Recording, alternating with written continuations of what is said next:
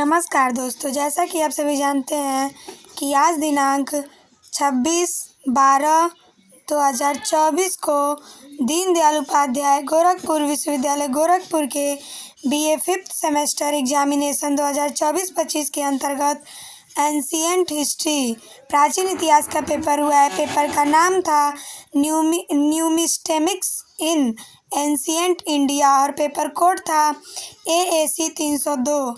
Paper ID था 1270। आज हम उसके आंसर की को देखेंगे। अगर आप चैनल पर नए हैं तो चैनल को लाइक, शेयर एंड सब्सक्राइब करना न भूलें। तो आइए देखते हैं। पहला प्रश्न पूछा गया था, कार्तिकेय का अंकन प्राप्त होता है। तो इस प्रश्न का सही उत्तर हो जाएगा ऑप्शन नंबर बी, मालवों के मुद्राओं पर। दूसरा प्रश्न पूछा गया था, मयूर का अंकन हुआ है। तो दूसरे प्रश्न का सही उत्तर हो जाएगा ऑप्शन नंबर सी, कनिष्क प्रथम की मुद्राओं पर। तीसरा प्रश्न पूछा गया था, खड़मुखी कार्तिकेय का अंकन प्राप्त होता है। तो तीसरे प्रश्न का सही उत्तर हो जाएगा ऑप्शन नंबर डी, कुषाणों की मुद्राओं पर। चौथा प्रश्न पूछा गया था, देवसेना की मुद्रा पर स्थापित मुद्रा है। तो चौथे प्रश्न का सही उत्तर हो जाएगा ऑप्शन नंबर बी, कुषाणों की मुद्रा पर। पांचवा प्रश्न पूछा गया था, बहुधान्य के लेख प्राप्त होता है।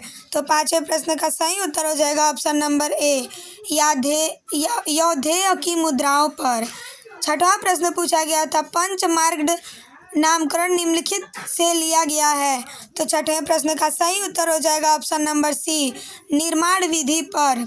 सातवां प्रश्न पूछा गया था, आहत मुद्राओं के निर्माण में किसका प्रयोग नहीं होता था। तो सातवें प्रश्न का सही उत्तर हो जाएगा ऑप्शन नंबर बी, डाई। आठवां प्रश्न पूछा गया था, आहत मुद्राएं किस आकार में थी। तो आठवें प्रश्न का सही उत्तर हो जाएगा ऑप्शन नंबर सी, वर्गाकार। नौवां प्रश्न पूछा गया था, निम्नलिखित मुद्राओं में से कौन एक अलिखित है। तो नौवें प्रश्न का सही उत्तर हो जाएगा ऑप्शन नंबर ए, कौशाम्बी मुद्राएं। 10वां प्रश्न पूछा गया था, निम्नलिखित में से कौन सा एक उत्तर वैदिक साहित्य में उल्लिखित नहीं है। तो 10वें प्रश्न का सही उत्तर हो जाएगा ऑप्शन नंबर सी, पढ़। 11वां प्रश्न पूछा गया था, कारसापड़ का वजन था। तो 11वें प्रश्न का सही उत्तर हो जाएगा ऑप्शन नंबर सी, 80 ग्रेन। 12वां प्रश्न पूछा गया था, शलाका मुद्राएं होती थी। तो 12वें प्रश्न का सही उत्तर हो जाएगा ऑप्शन नंबर सी, लंबवत आकार। 13वां प्रश्न पूछा गया था, निम्नलिखित में से किस एक का अंकन आहत मुद्राओं पर नहीं होता है। तो इस प्रश्न पे हमें थोड़ा डाउट है, आप लोग कमेंट के माध्यम से ज़रूर बताइएगा, क्योंकि इसका उत्तर हमें सही उत्तर मिला है मंदिर, और कहीं कहीं पर्वत पर अर्धचंद्र भी दे रहा है। आप लोग सही उत्तर हमें कमेंट करके ज़रूर बताइएगा। 14वां प्रश्न पूछा गया था, कौटिल्य के अर्थशास्त्र के अनुसार टकसाल का अध्यक्ष कहलाता था। तो 14वें प्रश्न का सही उत्तर हो जाएगा ऑप्शन नंबर सी, लक्षणाध्यक्ष। 15वां प्रश्न पूछा गया था, कारसापड़ का मुद्रा के रूप में सर्वप्रथम उल्लेख है। तो 15वें प्रश्न का सही उत्तर हो जाएगा ऑप्शन नंबर डी, अष्टाध्यायी। 16वां प्रश्न पूछा गया था, उत्तर वैदिक काल में कृष्णल था। तो 16वें प्रश्न का सही उत्तर हो जाएगा ऑप्शन नंबर बी, तौल की मानक इकाई। 17वां प्रश्न पूछा गया था, शतमान का तौल था। तो 17वें प्रश्न का सही उत्तर हो जाएगा ऑप्शन नंबर बी, 100 रत्ती। 18वां प्रश्न पूछा गया था, षाढ़ मुद्रा थी। तो 18वें प्रश्न का सही उत्तर हो जाएगा ऑप्शन नंबर डी, शतमान का 1/8। 19वां प्रश्न पूछा गया था, रूप तर्क था। तो 19वें प्रश्न का सही उत्तर हो जाएगा ऑप्शन नंबर डी, मुद्राओं का निरीक्षक अधिकारी। 20वां प्रश्न पूछा गया था, यौधेय मुद्राओं पर निम्नलिखित में से किस एक का अंकन नहीं प्राप्त होता है। तो 20वें प्रश्न का सही उत्तर हो जाएगा ऑप्शन नंबर डी, हिरण। 21वां प्रश्न आप लोगों से पूछा गया था, भगवतस् स्वामिनो ब्राह्मण्य देवस्य लेख प्राप्त होती थी। तो 21वें प्रश्न का सही उत्तर हो जाएगा ऑप्शन नंबर ए, वीम कडफिसेस की मुद्राओं पर। 22वां प्रश्न पूछा गया था, हिंद यवन शासकों की रजत मुद्राएं कहलाती थी। तो 22वें प्रश्न का सही उत्तर हो जाएगा ऑप्शन नंबर डी, द्राक्म। 23वां प्रश्न पूछा गया था, निम्नलिखित ग्रंथों में से किस एक में मुद्रा का उल्लेख नहीं है।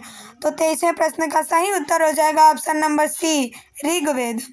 24वां प्रश्न पूछा गया था आप लोगों से, यौधेयों का टकसाल केंद्र था कहाँ था? तो 24वें प्रश्न का सही उत्तर हो जाएगा ऑप्शन नंबर डी, रोहतक।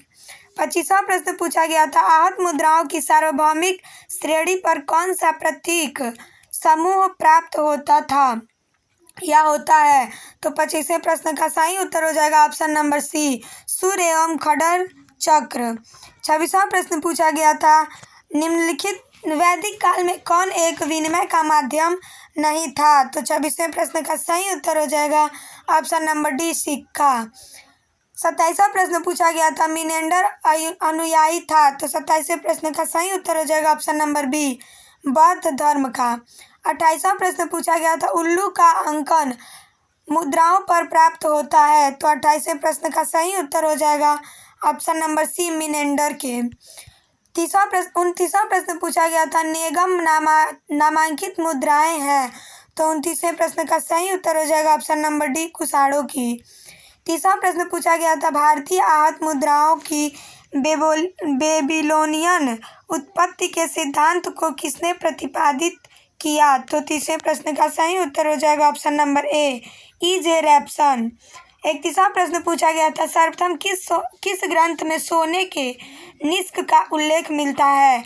तो 31वें प्रश्न का सही उत्तर हो जाएगा ऑप्शन नंबर बी, ऋग्वेद में।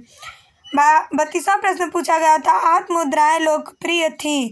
तो 32वें प्रश्न का सही उत्तर हो जाएगा ऑप्शन नंबर ए, मौर्य काल में। 33वां प्रश्न पूछा गया था, सिंबल दिया है और प्रतीक संबंधित है, तो यह प्रतीक किस मत से संबंधित है? तो 33वें प्रश्न का सही उत्तर हो जाएगा ऑप्शन नंबर सी, शैव मत से। 34वां प्रश्न पूछा गया था, निम्नलिखित में से कौन इंद्रियष्टि है? तो 34वें प्रश्न का सही उत्तर हो जाएगा ऑप्शन नंबर सी, स्वास्तिक। 35वां प्रश्न पूछा गया था, कोई प्रतीक दिया है और पूछा है प्रतीक जाना जाता है? तो 35वें प्रश्न का सही उत्तर हो जाएगा ऑप्शन नंबर सी, श्रीवत्स। 36वां प्रश्न पूछा गया था, 35वें प्रश्न का सही उत्तर होगा ऑप्शन नंबर ए, नंदीपद। 36वां प्रश्न पूछा गया था, अष्टाध्यायी में निष्क है? तो 36वें प्रश्न का सही उत्तर हो जाएगा ऑप्शन नंबर ए, मुद्रा। 37वां प्रश्न पूछा गया था, हिंद यवन मुद्राओं पर राजा केश बंद अंकित है, केश बंद प्रतीक है? तो 37वें प्रश्न का भी सही उत्तर होगा ऑप्शन नंबर ए, राजत्व का। 38वां प्रश्न पूछा गया था, यवनों के स्वर्ण मुद्राओं की मानक इकाई थी? तो 38वें प्रश्न का सही उत्तर हो जाएगा ऑप्शन नंबर ए, स्टेटर। 39वां प्रश्न पूछा गया था, स्मृति पदक किसने चलाया? तो 39वें प्रश्न का सही उत्तर हो जाएगा ऑप्शन नंबर डी, अगाथोक्लिस ने।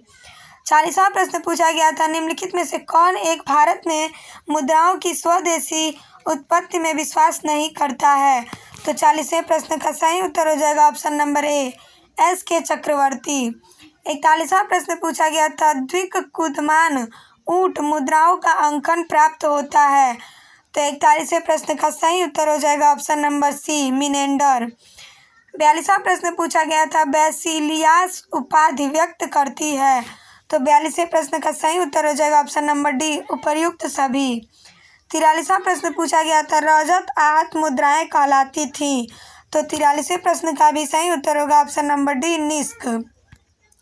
44वां प्रश्न पूछा गया था, द्विभाषी मुद्राएं किसने चलाई? तो 44वें प्रश्न का सही उत्तर हो जाएगा ऑप्शन नंबर ए, यवन शासकों ने।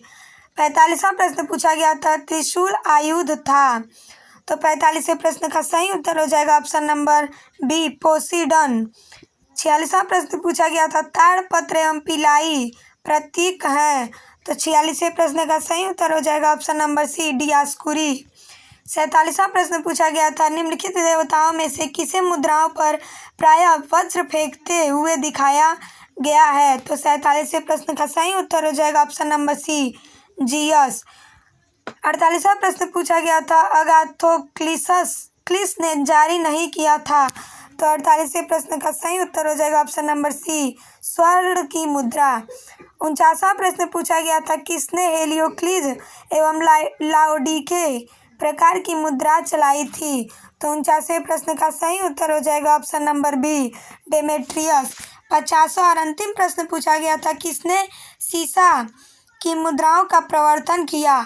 तो इसको सर्वप्रथम सीसा की मुद्रा सर्वप्रथम सातवाहन वंश ने चलाया था और इसको प्रवर्तन हिंद यवनों ने किया था। इस प्रकार मैंने आप लोगों को AAC 302 के आंसर की को सही और सटीक देने का प्रयास किया है। इसमें जो भी त्रुटियां होंगी आप लोग हमें कमेंट के माध्यम से ज़रूर बताइएगा। अगर आप चैनल पर नए हैं तो चैनल को लाइक शेयर एंड सब्सक्राइब करना न भूलें। धन्यवाद।